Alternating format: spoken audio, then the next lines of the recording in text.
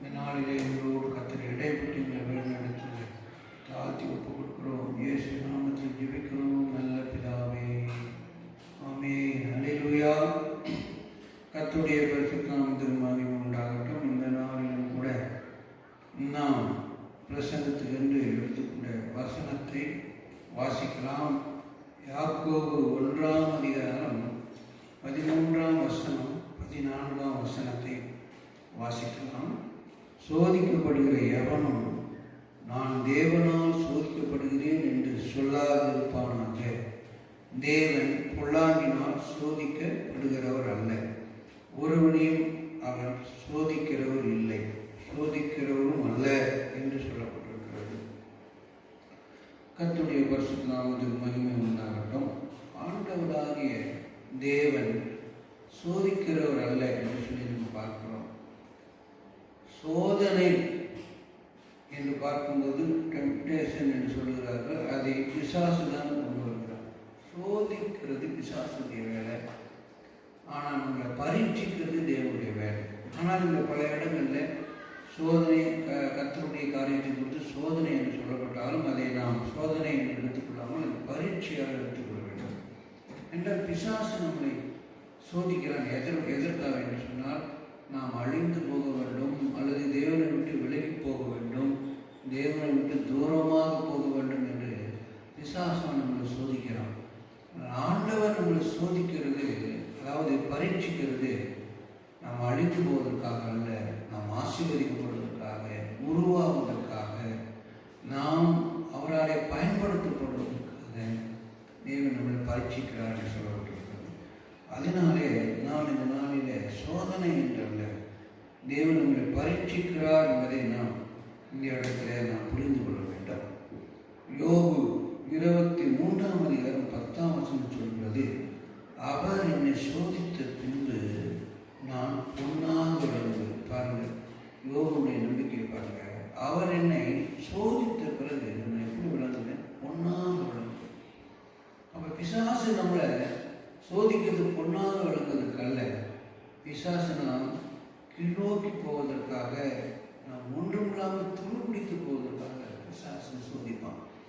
ஆண்டவர் நம்மளை சோதிக்கிறார் என்றால், ஆண்டவர் நம்மளை பயிற்சிக்கிறார் என்றால், நாம் எப்படிப்பட்டவர்களாக மாறுவதற்காகவும் பொன்னாக மாறுவதற்காக, நம்மளை பொன்னாக விளங்கச் செய்கிறார். பாருங்கள், ஒரு பொன்னை அக்கினியில் அவர்கள் சோதிக்கிற பொழுது, அந்த அக்கினியில் அந்த பொன்னை அவர்கள் ஊறுக்குகிற பொழுது அந்த பொன்னிலே இருக்கக்கூடிய கழிவுகளும் அழுக்குகளும் அது அப்படியே அதையெல்லாம் அப்புறப்படுத்துவார்கள். அப்புறப்படுத்தி அதை சுத்த பொன்னாக அதை உருவாக்குவார்கள்.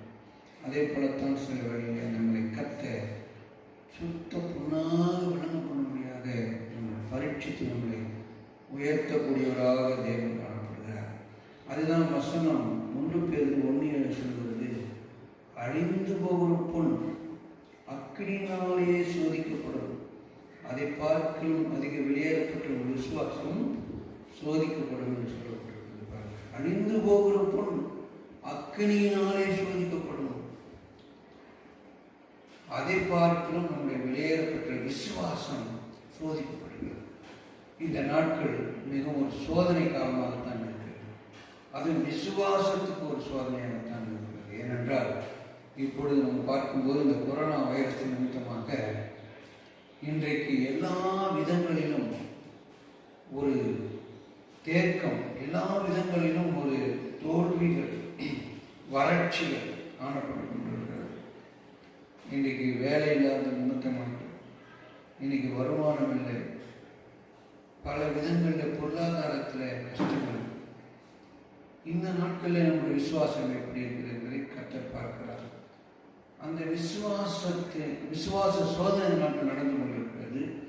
ஆனால் கர்த்தர் மேலே நம்முடைய விசுவாசம் இருந்து கொண்டால் கர்த்தர் நம்மை கைவிட மாட்டார். அந்த வேதம் சொல்வது, நீதிமான் கைவிடப்பட்டதில்லை, அவருடைய பிள்ளைகள் அப்பத்துக்காக தெரிவதுமே இல்லை.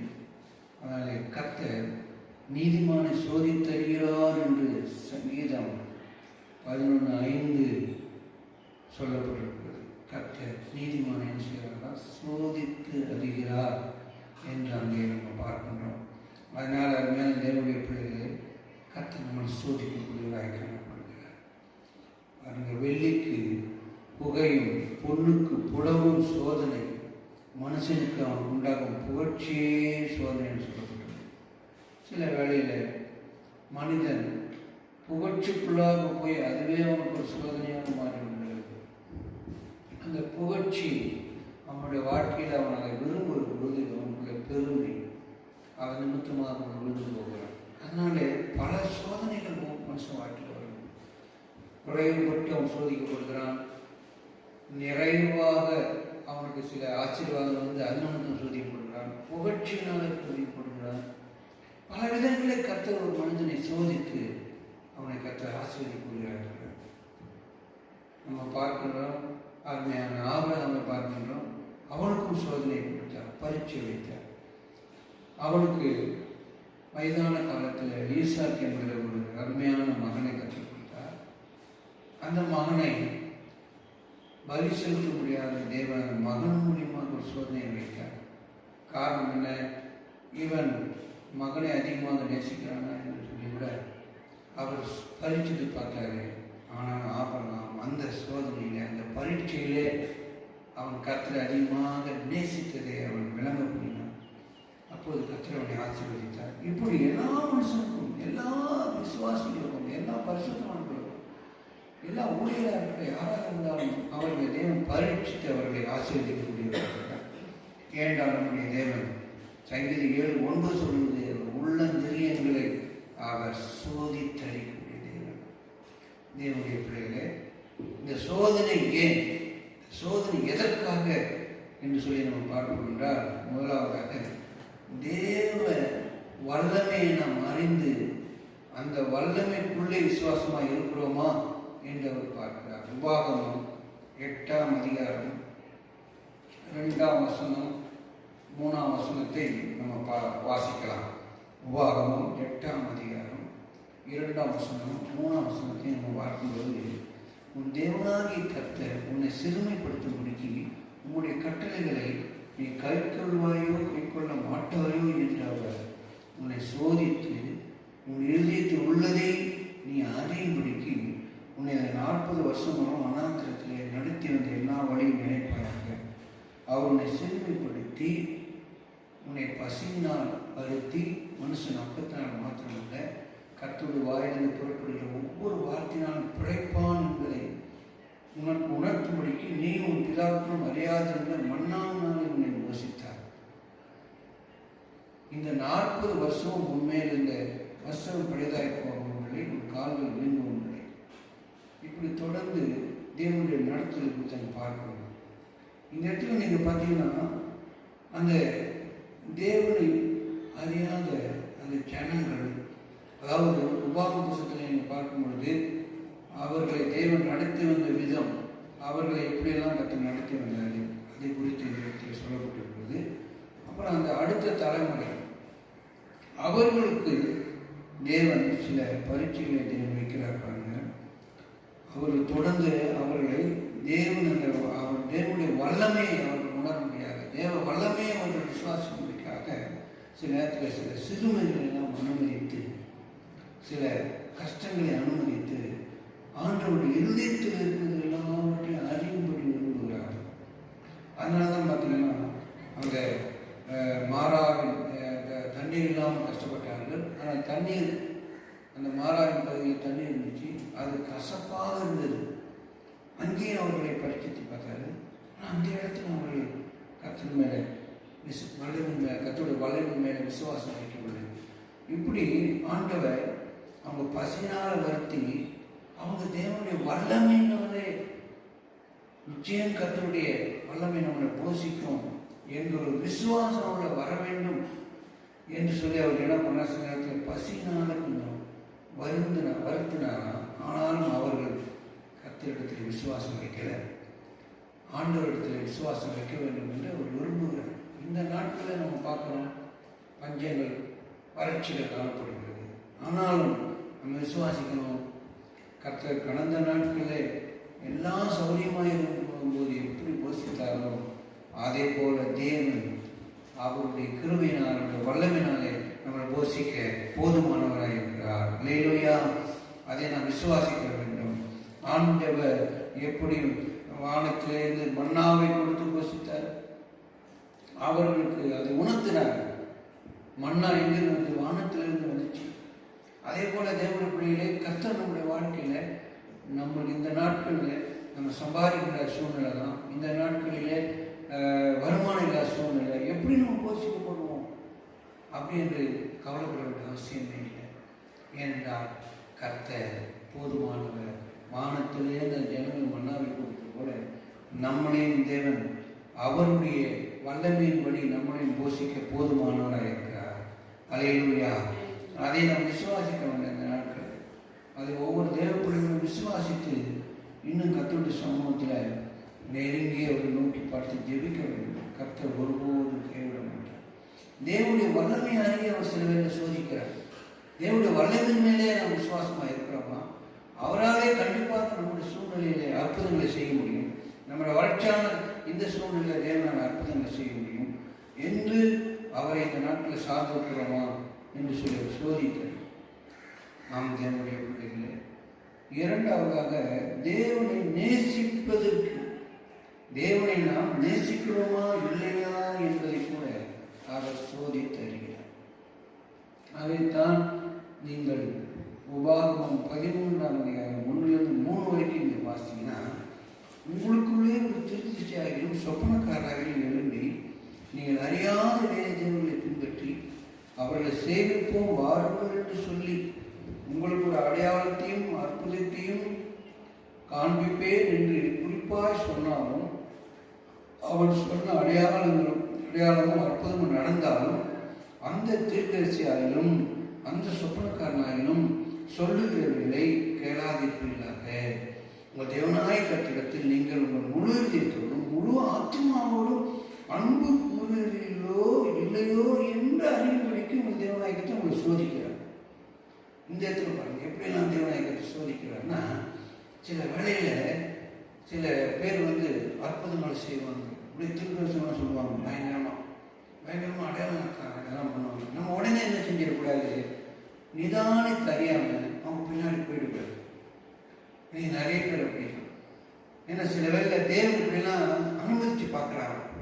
இந்த பிள்ளைங்க பகுத்தறிஞ்சு என்ன நேசிக்கிறீங்களா, இல்லை அற்புத அடையாளம் பின்னாடி ஓடுதுங்களா, இல்லை தீர்க்கதரிசனம் அவன் பின்னாடி ஓடுதுங்களா என்பது என்ன செய்கிறாரா, கர்த்தர் என்ன செய்கிறாரா, சோதித்தருகிறார். அவர் தான் சோதித்தருகிறார். அவர் அப்பாங்க அற்புத அடையாளங்களை காண்பித்து அவன் சொல்றது குறிப்பாக அவன் சொல்லனா கூட, இந்த வேலை சில பேர் எல்லாம் கரெக்டாக சொல்றது போல இருக்கும், குறிப்பாக சொன்னாலும் அந்த அடையாள அற்புதங்களுக்காக பின்னாடி போகாம கர்த்தரை பின்பற்றீங்களா இல்லையா, அவர் நாமத்தின் மேல விசுவாசம் இருக்குதா இல்லையா, அல்லேலூயா, அதை கர்த்தர் பாருங்க சோதித்தருகிறார். அதை கர்த்தர் சோதித்தருகிறார். நான் முன்னாடி சொன்னது போல ஆபிரகாமை கூட இப்படி சோதித்தருந்தார். அவன் நேசிக்கிறானா இல்லையா, கர்த்தருடைய நாமத்தை நேசிக்கிறானா இல்லையான்றதை பிள்ளையின் மூலியமா சோதித்தார். அப்போ நம்முடைய வாழ்க்கையில் நம்மளுக்கு எவ்வளவு ஆசீர்வாதங்கள் இருந்தாலும் எவ்வளவு காரியம் நமக்கு இருந்தாலும் அதை எல்லாத்தையும் காட்டிலும் நம்ம கர்த்தரை தான் முதலாவதாக நேசிக்கிறவர்களாக இருக்க வேண்டும். கர்த்தருக்கு தான் முதலிடம் கொடுக்கணும். அற்புத அடையாளங்களை நம்பி சபையா ஓடிக்கொண்டு இருக்கக்கூடாது. அங்கே அற்புதம் செய்கிறார்கள், இங்கே திருத்தம் சொல்லுகிறார்கள் என்று ஓடக்கூடாது. நாம் கர்த்தருடைய நாமத்தை நேசித்து அவருடைய பாதத்தில் அமர்வோம் என்றால் கர்த்தர் நம்முடைய வாழ்க்கையில் பல காரியங்களை செய்வார். தன்னை விட்டு எடுபடாத நல்ல பங்கை மரியாதை தெரிந்து கொண்டது போல அவர் பாதத்தை தெரிந்து கொண்டால் நிச்சயமா நம்மளுடைய வாழ்க்கையில எப்படி எப்படி பிரச்சனையா இருந்தாலும் கர்த்தர் மாற்ற வல்லவர். மனுஷனை தேடி ஓடக்கூடாது, அற்புத அடையாளங்களை தேடி ஓடக்கூடாது. அங்கு பிசாசு அங்கு போனால் அங்கே அற்புதம் செய்கிறாங்க, அங்கே பிசாசு போட்டுறாங்க, அங்கே அதை செய்கிறாங்க இதை செய்கிறாங்கன்னு சொல்லி என்ன பண்ணக்கூடாதுன்னா ஓடிக்கொண்டு இருக்கக்கூடாது. கர்த்தரை நேசித்தா அவர் நாட்டிய இடத்துல, அவர் நிறுத்திய இடத்துல நாம் உறுதியாக இருப்போம் என்றால் கர்த்தர் நம்முடைய வாழ்க்கையில பெரிய காரியங்களை செய்வார், அதிசயங்களை செய்வார். ஆமென். கர்த்தர் பாருங்க, அவரை நேசிக்கிறோமா இல்லையா என்பதை என்ன செய்யறாரோ சோதித்து அறிகிறார். அதனாலதான் கடைசி நாட்கள்ல பிசாசு கூட பயங்கர அற்புதங்கள்லாம் செய்வோம். பிசாசு பயங்கர அற்புதங்களை செய்வோம். வானத்திலும் செய்வானா, கீழே பூமி, அதையெல்லாம் நம்ம பார்த்து அந்த அற்புதங்களெல்லாம் நம்ம கண்டு ஓடுவோம் என்றால் வஞ்சிக்கப்பட்டு போவோம். கர்த்தரை நேசித்தால் கர்த்தர் நம்மளை ஒருபோதும் கைவிடவே மாட்டார். தேவனுடைய பிள்ளைகளே, அல்லேலூயா. மூன்றாவதாக நம்ம வழியில நடக்கிறோமா இல்லையா என்பதை கூட அறிவதற்கு நம்ம சோதிக்கிறார். நியாயாதிபதிகள் 2ஆம் அதிகாரம் 72ஆம் வசனத்தை நீங்க வாசித்து பாருங்க. நியாயாதிபதிகள் புஸ்தகம் 2ஆம் அதிகாரம் 22ஆம் வசனத்தை வாசித்து பாருங்க. அவர்கள் பிதாக்கள் கர்த்தரின் வழியை கவனித்தது போல அவர்கள் அதிலே நடக்கும்படிக்கு அதை கவனிப்பார்களோ இல்லையோ என்று அவர்களை கொண்டு சில வேளை சோதிப்பதற்காக அப்படி செய்வேன் என்றார். அதற்காக கர்த்தர் அந்த ஜாதிகளை யோசுவாவின் கையில் ஒப்புக்கொடாமலும் அவைகளை சீக்கிரமாய் துரத்து விடாமலும் விட்டு வைத்தாராம். யோசுவாவின் மூலியமாக கர்த்தர் அநேக ஜாதிகளை முறியடித்தார். ஆனால் ஒரு குறிப்பிட்ட ஜாதிகள் தான் விட்டு வச்சார். எதுக்கு தெரியுமா? பின்வரும் சந்ததிகள் கர்த்தரை சார்ந்து அவருடைய வழியில நடக்கிறாங்களோ இல்லையோ என்பதை சோதிப்பதற்காக என்ன செஞ்சாலும் அந்த ஜாதியை விட்டு வச்சார். அல்லேலூயா. அந்த ஜாதிகளை பின்பற்றி சோரம் போகாம கர்த்தருடைய வழியில நடக்க கர்த்தர் எதிர்பார்க்கிறார். நம்மளை கூட ஆண்டவர் என்ன பண்ணாரு? ரட்சித்தாரு. நம்மளை ஆண்டவர் பிள்ளையா மாற்றிருக்காரு. நம்மளை சுற்றிலும் இருக்கிறவங்க ஏதோ வழியில பின்பற்றக்கூடியவங்களா இருக்காங்க. ஆனா நம்ம ஆண்டோட வழியில அந்த வழியெல்லாம் பார்க்காம கர்த்தருடைய வழியில நடக்கிறோம் என்றால் நிச்சயம் நம்மளை கர்த்தர் ஆசீர்வதிக்கிறார். இன்னைக்கு நிறைய பேர் என்ன செய்யறாங்க? உலகத்தோடு தான் என்ன பண்றாங்க? போறாங்க. அதாவது உலகத்தினுடைய காரியங்கள், நாள் பார்க்கிறது, நிறைய விஷயங்களை அவங்க என்ன பண்றாங்க? உலகத்து காரியங்களை பின்பற்றுறாங்க. ஆனால் கிறிஸ்தவங்களா இருக்கிறாங்க. ஆழ்குடி கிறிஸ்தவங்கள் கூட அந்த நாள் பார்க்கிறதும் எல்லா விஷயங்களும் உலகத்தார போல அவங்க என்ன பண்றாங்கன்னா அவங்க நடக்கிறாங்க. அப்போ கர்த்தர் அதை பார்க்குறாரு. என் வசனத்தை பின்பற்றாங்களா, என் வழியை பின்பற்றாங்களா என்பதை கர்த்தர் என்ன பண்றாங்கன்னா சோதிக்கும்படியாக நம்மளை இந்த பூமியிலே வச்சிருக்காங்க. ஏன் ரட்சிக்கப்பட்டவனே நம்மளை எடுக்கல? இந்த பூமியில எதுக்கு வச்சிருக்காருன்னா, இவன் தொடர்ந்தே வயலில் நடக்கிறானா, சுற்றிலும் இருக்கிறவங்க மக்கள் மத்தியில் எனக்கு சாட்சியாக வர்றானா. இந்த இடத்துல நீங்க பார்த்தீங்கன்னா அதான் சொல்லப்படுறது. நிறைய ஜாதி என்ன பண்ணாராம்? விட்டு வைத்தார். நிறைய ஜாதி என்ன பண்ணாராம்? விட்டு வச்சாரு. அதான் சொல்லப்படும் 21 வசனம் கூட பாருங்க. யோசுவா மரித்து பின் வைத்து போன ஜாதிகளில் ஒருவரையும் நான் அவருக்கு முன்பாக துரத்தி விடாதிருப்பேன். துரத்தி விடாதிருப்பேன். ஏன்னா அந்த ஜாதிகளை துரத்தி விடாத வச்சாரு. அவங்க வழியில் நடக்கிறாங்களா இல்லை என்னுடைய வழியில் நடக்கிறாங்களா என்பதற்காக தேவன் சில பரீட்சை வைக்கிறார். இன்றைக்கு நம்முடைய வாழ்க்கை எப்படி இருக்குது? நாம் கர்த்தருடைய வழியில் நடக்கிறோம். ரட்சிக்கப்பட்டாலும் இன்னைக்கு நிறைய உலக வழிதான். இன்னைக்கு ரட்சிக்கப்பட்ட பிள்ளைகள் பாருங்க, திருமணம், அந்த வீட்டு காரியங்கள், எதை இது பண்ணாலும் இன்னைக்கு அவங்க அப்படியே இந்த உலகத்தின் வழியை தான் பின்பற்றுறாங்க. என்னதான் வசனத்தை கேட்டாலும் உலகத்தின் வழியே பண்ணுறாங்க. தேவன் சோதிக்கிறார். இதெல்லாம் வச்சு தேவன் சோதிக்கிறார். ஆனால் நாம் வந்து தேவனுடைய வழியில் நிற்போம் என்றால் கர்த்தர் நம்மளை ஆசீர்வதிக்க வல்லவராக இருக்கிறார். அல்லேலூயா, அல்லேலூயா, சோதரம். அது மாத்திரமல்ல, தேவனுடைய பிள்ளைகளே, நாம் இந்த வழியிலே அடுத்ததாக நம்ம பார்க்கும் பொழுது பிரசங்கி 3ஆம் அதிகாரம் 18-19.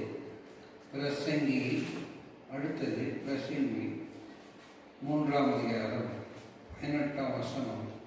19ஆம் வசனத்தை வாசிப்போமா? மனுபுத்திரர் தாங்கள் மிருகங்களைப் போல் இருக்கிறார்கள் என்பதை அவர்கள் காணும்படிக்கு தேவன் அவர்களை சோதிக்கிறார் என்று நான் மனுஷனுடைய நிலைமை குறித்து என் உள்ளத்தில் எண்ணினேன். மனுபுத்திரருக்கு சம்பவிக்கிறது மிருகங்களுக்கு சம்பவிக்கும். அவர்களுக்கும் இவைகளுக்கும் ஏக சம்பவம் உண்டு. இவைகள் சாகிறது போலவே அவர்களும் சாகிறார்கள். ஜீவன்களுக்கெல்லாம் சுவாசம் ஒன்றே. மிருகத்தை பார்த்து மனுஷன் மேன்மையுடன் அல்ல, எல்லாம் மாயே. ஹல்லேலூயா. இந்த இடத்துல ஒரு சோதனை என்னவென்றால், தான் ஒன்றும் இல்லை என்பதை மனுஷன் அறிய வேண்டும். அல்லேலூயா. மனுஷன் அறியணும், நான் ஒண்ணுமே இல்லை. ஆண்டவர் சொல்றாரு பாருங்க, மிருகங்களை போலதான் இருக்கான். மிருகத்துக்கு என்ன சம்பவிக்குதோ அதுதான் மனுஷனுக்கும் சம்பவிக்கும். ஆனா இன்னைக்கு என்ன செய்யலாம், மனுஷனுக்கு கொஞ்சம் பணம் வந்துட்டா, கொஞ்சம் சொத்து வந்துட்டா, அவனே தன்னை கடவுளாக்கி கொள்றான். அவனே தன்னை என்ன செய்தான், பெரிய ஆளாக மாற்றி கொள்றான். ஆனா இந்த நாள் ஒவ்வொரு மனுஷனும் உணரணும், இந்த கொரோனாவே உணர்ச்சி கொண்டு தான் இருக்குது. இந்த கொரோனாவின் கண்ணுக்கு தெரியாத இந்த வைரஸ் என்ன பண்ணி கொண்டு இருக்குது, மனுஷன் ஒண்ணுமே இல்லை அப்படின்னு சொல்லி இன்னைக்கு லட்சக்கணக்கான மக்கள் மறித்து கொண்டிருக்கிறாங்க. அமெரிக்காலாம் பாருங்க, எவ்வளோ வளர்ந்த நாடு, எவ்வளோ பணம் உள்ளவங்க, எவ்வளோ விஞ்ஞானத்தில் வளர்ந்துருக்கிறாங்க, மெடிக்கலில் வளர்ந்துருக்காங்க. ஆனால் இன்னைக்கு அமெரிக்காவில் அதிகமான மக்கள் மறித்து கொண்டிருக்காங்க. ஒவ்வொரு நாள் 2000 3000 மறித்து கொண்டிருக்கிறாங்க. கர்த்தர் மனுஷனை என்ன செய்தாரு, மனுஷன் உணரணும், நான் ஒன்றும் இல்லை. அல்லேலூயா. நான் ஒன்றும் இல்லை, எல்லாம் கர்த்தருடைய கிருபை. பொய்யான மாயை பின்பற்றுகிறவன் தனக்கு ஒரு கிருபை என்ன செய்யறான், போக்கடித்துக் கொள்கிறான வசனம் சொல்கிறது. ஆனால் அடுத்ததாக நீங்க பார்க்கும்போது 4வதாக நீங்க பார்த்தீங்கன்னா, மனுஷனை கர்த்தர் சோதிக்கிறார். எல்லாம் கொடுத்தும் சோதிக்கிறார், எல்லாம் கொடுத்தும் சோதிக்கிறார், எல்லா ஆசீர்வாதம் கொடுத்து சோதிக்கிறார். அவனை எல்லா ஆசீர்வாதங்களும் பெற்றுக்கொண்டாலும் அவன் என்ன செய்யணும், நான் பிரயோஜனமானவன், நான் ஒண்ணுமே இல்லை, எல்லாம் கர்த்தர் கொடுத்தது. அல்லேலூயா. அதான் தாவீது வாழ்க்கையில் அதான் சொன்னான். தாவீது என்ன சொன்னான், எல்லாம் கர்த்தரை நீங்க கொடுத்தீங்க, எல்லாம் உங்களுடையது. இப்படி யாராவது சொல்றாங்களா, கொஞ்சம் பணம் வந்து விட்டால், கொஞ்சம் சொத்து வந்து விட்டால், கொஞ்சம் பதவி வந்து விட்டால் அவங்களுக்குள்ள பெருமை அதான். ஒன்றும் இல்லை, எவ்வளவுதான் உயர்ந்தாலும் நான் ஒண்ணுமே இல்லை, எல்லாம் கர்த்தர் கொடுத்தது. அல்லேலூயா. எல்லாம் கர்த்தர் கொடுத்தது. இப்படி ஆண்டவர் சோதிக்கிறார். அதனாலதான் இந்த நாட்களில் நம்முடைய எவ்வளோ ஆசீர்வாதம் வந்தாலும் நம்மளுக்கு பெருமை வந்துடக்கூடாது. எவ்வளோ ஆசீர்வாதம் வந்தாலும் எல்லாம் கர்த்தர் கொடுத்தது. ஆடுகள் பின்பாக நடந்து கொண்டு இந்த எண்ணெய் கர்த்தர் ராஜாவாக மாற்றினார். சில பேர் பார்த்தீங்கன்னா, அவன் உயர்ந்துட்டானா, நல்ல வசதி ஆகிட்டான்னு வச்சுங்களேன், அவன் பழைய காரியத்தை குறித்தெல்லாம் அவன் வந்து சொல்லவே மாட்டான். பிறக்கும்போதே அவன் பெரிய ஆசீர்வாதம் பிறந்த போல பேசுவான். ஆனால் தாவீது அப்படி இல்லை. அவன் சொல்லுவான், தன்னுடைய பழைய நேரம் சொல்லுவான், நான் எப்படி இருந்தேன், ஆடுகள் பின்னாடி தெரிஞ்சிட்டு இருந்தேன், நான் ஆடுகளை ஓட்டி கொண்டு இருந்தேன், என்ன கர்த்தர் ராஜாவாக மாற்றிட்டாரு, என்ன எவ்வளோ ஆசீர்வாதமாக மாற்றிட்டாரு. அல்லேலூயா. எவ்வளோ நான் உயர்ந்திருக்கிறேன், என்னை ராஜாவாக மாற்றிட்டாருன்னு சொல்லி அவன் சொன்னான். கர்த்தருக்கு மகிமையை செலுத்துகிறான். அருமையானது அவருடைய பிள்ளைகளை இன்றைக்கு கர்த்தர் ஒன்று சோதித்திருக்கிறார். உனக்கு நிறைய ஆசீர்வாதங்களை கொடுப்பார், நிறைய பணங்களை கொடுப்பார், எல்லாம் கொடுப்பார். எதுக்கு தெரியுமா, இவைகளில் மத்தியில நீ கர்த்தரை தான் சார்ந்திருக்கியா. நான் ஒன்றும் இல்லை, எல்லாம் கர்த்தர் கொடுத்தது, எல்லாம் கர்த்தருடையது. மகிமையும் கனமும் ஐஸ்வர்யம் யாரால வருகிறது, கர்த்தராலே வருகிறது என்று வேதம் சொல்றது. அதை தாவீதை போல இப்படியேப்பட்ட ஒரு வார்த்தை சொல்லக்கூடியதாக இருப்போம் என்றால் கர்த்தர் நம்முடைய கடைசி மட்டும் கர்த்தர் நம்மை ஆசீர்வதித்து கொண்டிருக்கிறார். ஆமென். அல்லேலூயா. அல்லேலூயா. ஒன்றும் இல்லை என்பதை நாம் உணரும்படி நம்மளை அவர் என்ன செய்கிறாரு, சோதித்திருக்கிறாரு. அடுத்ததாக நீங்க பார்த்தீங்கன்னா, நியாயாதிபதிகள் 3வது அதிகாரம் 4ஆம் வசனத்தை வாசிங்க. நியாயாதிபதிகள் 3:4 பார்த்தீங்கன்னா, கர்த்தர் மோசேயை கொண்டு தங்கள் பிதாக்களுக்கு விதித்த கற்பனைகளுக்கு இஸ்ரவேலர் கீழ்ப்படிவார்களோ என்று அறியும்படி இஸ்ரவேலரை அவர்களால் சோதிக்கப்படுவதற்காக அவர் விடப்பட்டிருந்தார். இங்கே நீங்க பார்த்தீங்கன்னா, சில ஜாதிகளை கர்த்தர் விட்டு வச்சிருந்தார். ஏன் தெரியுமா, இவங்க மோசேக்கு சொன்ன அந்த கற்பனையை இவங்க கீழ்ப்படிவார்களோ இல்லையோ என்று அறியும்படிக்கு சில ஜாதிகளை விட்டு வச்சிருந்தாங்க. அல்லேலூயா. அதே மாதிரி நம்முடைய வாழ்க்கையில் கூட சில பேர் நம்மளுக்கு ரொம்ப பிரச்சனையா இருப்பாங்க, உபத்திரமா இருப்பாங்க. ஆனாலும் அந்த சூழ்நிலையிலும் நாம் கர்த்தரை சார்ந்து கீழ்ப்படிந்து நடக்கிறோமா இல்லையா என்பதை கர்த்தர் சோதித்தருகிறார். அல்லேலூயா. தேவனுக்கு கீழ்ப்படிந்திருக்கிறோமா, எந்த சூழ்நிலையில் தேவனுக்கு கீழ்ப்படிந்திருக்கிறோமா, எப்படியே பிரச்சனை வந்தாலும், எவ்வளோ போராட்டம் வந்தாலும் எவ்வளவு விதமான சோதனைகள் வந்தாலும் ஆமென், நாம் கர்த்தருக்கு கீழ்ப்படிந்து அவருடைய வார்த்தைகளை கைக்கொள்றோமா இல்லையா என்று சொல்லி கர்த்தர் நம்மளை சோதித்தருகிறார் தேவனுடைய பிள்ளைகளை.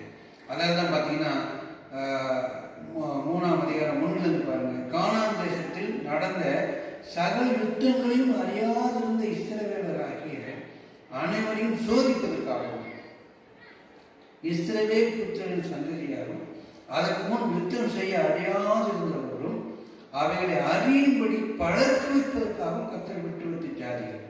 பார்த்தீங்களா அருமையான தேவனுடைய பிள்ளைகளை, கர்த்தர் அவருடைய பிள்ளைகளாகி நாம் அவருக்கு கீழ்ப்படிந்து இந்த சத்துருக்களை நாம் மேற்கொள்கிறோமா என்பதை அறியும்படிக்கு சில ஜாதிகளை விட்டு வச்சாங்க.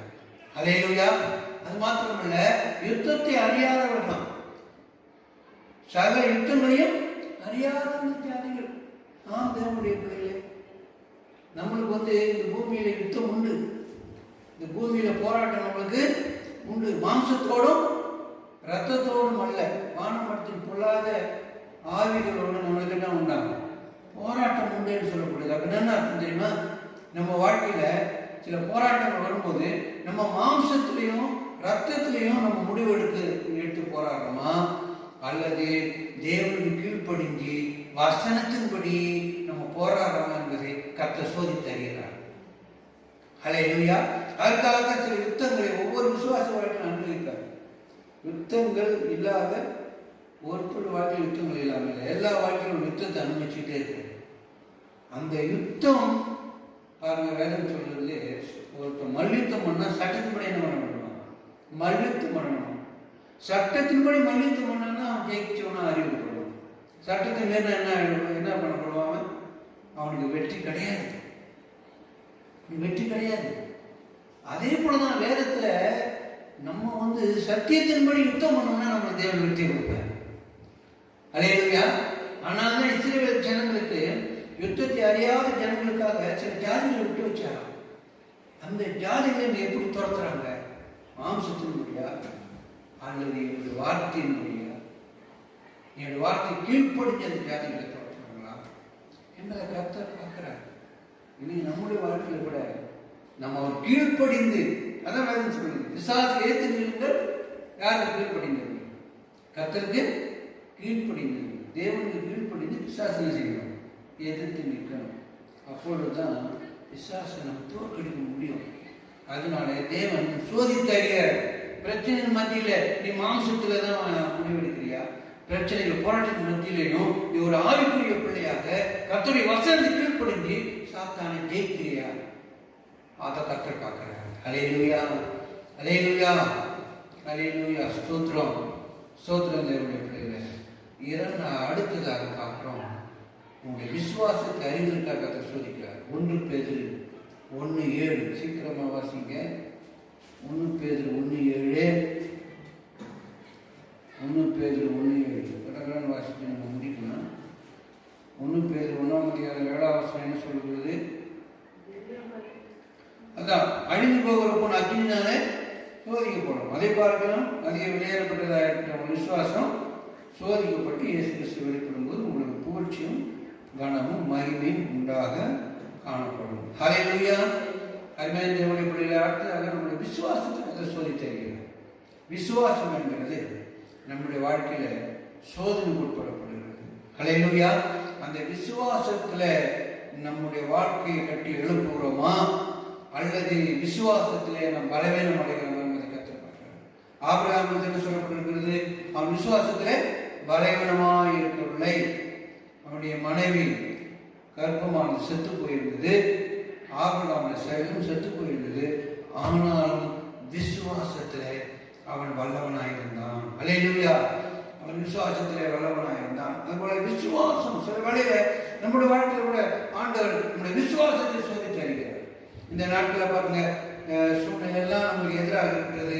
வேலை இழப்புகள், வருமானம் இல்லை. ஆனாலும் இந்த நாட்களிலும் நம் விசுவாசத்தில் இருப்போம் என்றால் கர்த்தர் நம்மளை எல்லா வகையிலும் குறைபடாமல் காக்க வல்லவராக இருக்கிறார்.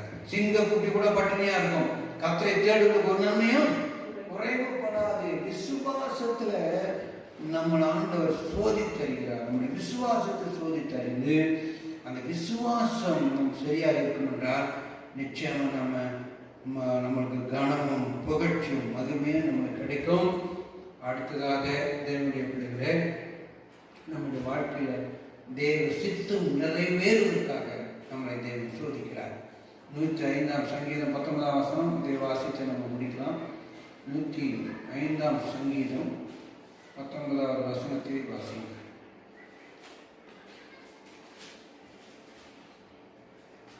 105ஆம் சங்கீதம் 19ஆவது வசனம். கர்த்தர் சொன்ன வார்த்தை நிறைவேறும் அளவும் அவருடைய வசனம் அவனை உடன்பட்டது. ஹல்லேலூயா. கர்த்தர் சொன்ன வார்த்தை நிறைவேறும் அளவும். யார்? யோசேப்பு குறித்து சொல்றது. யோசேப்பு குறித்து நம்ம பார்க்கணும். யோசேப்பு வாழ்க்கையில தேவ சித்தம் அவனுக்கு ஒன்று இருந்தது. யோசேப்புக்கு தேவ சித்தம் ஒன்று இருந்தது. யோசேப்போட கர்த்தர் தரிசனத்தை கொடுத்தார். யோசேப்புக்கு, நீ சகோதரர் மத்தியிலும் பெற்றோர் மத்தியிலும் நீ ஒரு கனமுள்ளவனாக இருப்ப, நீ உயர்ந்திருப்ப. அந்த அரிக்கட்டெல்லாம் மற்ற அரிக்கட்டெல்லாம் அவன் முன்பாக அவனுக்கு முன்பாக என்ன பண்ணணும், தாழ்ந்து இருக்கும்னு சொல்லி சொப்பனத்தெல்லாம் வெளிப்படுத்தினாங்க. இதையெல்லாம் அவனோட வாழ்க்கையில் கர்த்தர் சொன்னார்.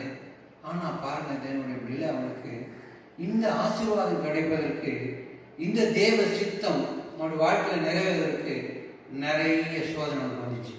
ஹல்லேலூயா. நிறைய போராட்டங்கள் வந்தது. அவன் சகோதரர்களாலே அவன் குடியிலே போடப்பட்டான். சகோதரர்களாலே மறுபடியும் செய்யப்பட்டான். இஸ்மவேலருக்கு விற்கப்பட்டான். அங்கே போய் என்ன செய்தான், போத்திபார் வீட்டில் இருக்கும் பொழுது போத்திபாரின் மனைவி அவனுக்கு ஒரு பெரிய சோதனை கொண்டு வந்தார்.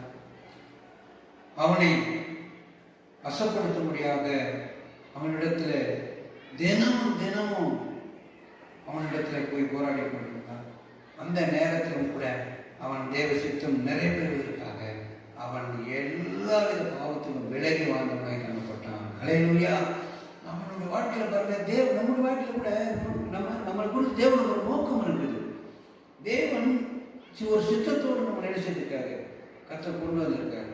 அந்த சித்தத்தை நம்முடைய வாழ்க்கையில நிறைவேறும் கூடாதபடிக்கு பிசாசு பல விதங்களில் நம்ம என்ன செய்வான், பிரச்சனைகளை கொண்டு வருவான். ஆனால் நாம் தேவ சித்தம் நம்மேல் இருக்குதுன்னு சொல்லி நம்மளை காத்துக்கொள்வோம் என்றால் நிச்சயம் நம்மளை கொண்டு தேவன் செய்ய நினைக்கிறதெல்லாம் நிச்சயமாக நிறைவேறும். ஹல்லேலூயா. தேவ சித்தம் நிறைவேறுது. அந்த யோசேப்பு வாழ்க்கையில் பல போராட்டங்கள், பல சோதனைகள் வந்தபோது கூட அவன் எப்படி விளங்கினான் நம்ம பார்த்தோம். வசனம் அவனை உடம்பிட்டது.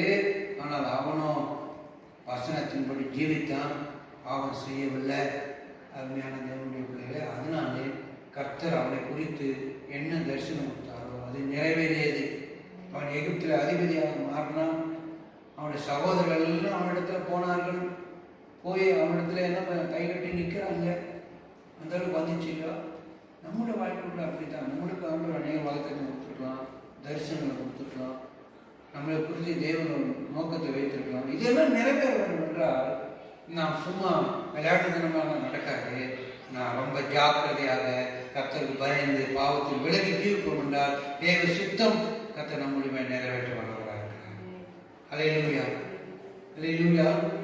இந்த நாட்களில் நாம் கர்த்தருடைய வசனத்தை கேட்டோம். வசனத்துக்கு நம்ம ஒப்பு கொடுப்போம். கர்த்தர் நம்மளை ஆசீர்வதிப்பாராக. ஹல்லேலூயா. ஹல்லேலூயா. கர்த்தரை ஜெபம் முடிக்கலாம். பரிசுத்தமும் கிருபை நிறைந்தவரோடு அருமையான இந்த நாளுக்காக ஸ்தோத்திரம். இந்த நாளிலும் கூட ஆரம்பம் முடிவு வரைக்கும் கர்த்தர் கூட இருந்தீங்க. ஆண்டவரே, விசேஷமாக சோதனை குறித்து நாங்கள் அறிந்து கொண்டோம்.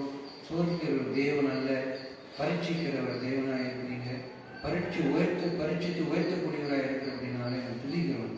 தொடர்ந்து எங்கள் வாழ்க்கையில் நாங்கள் உங்களுடைய பரீட்சையை நாங்கள் ஆண்டவரே மிகவும் ஜாக்கிரதையாக நினைத்து அந்த பரீட்சையை தேர்ச்சி அடைய உதவி செய்யும் பொருட்படுத்திக் கொள்ளும். இயேசு நாமத்தில் ஜெபிக்கிறோம்.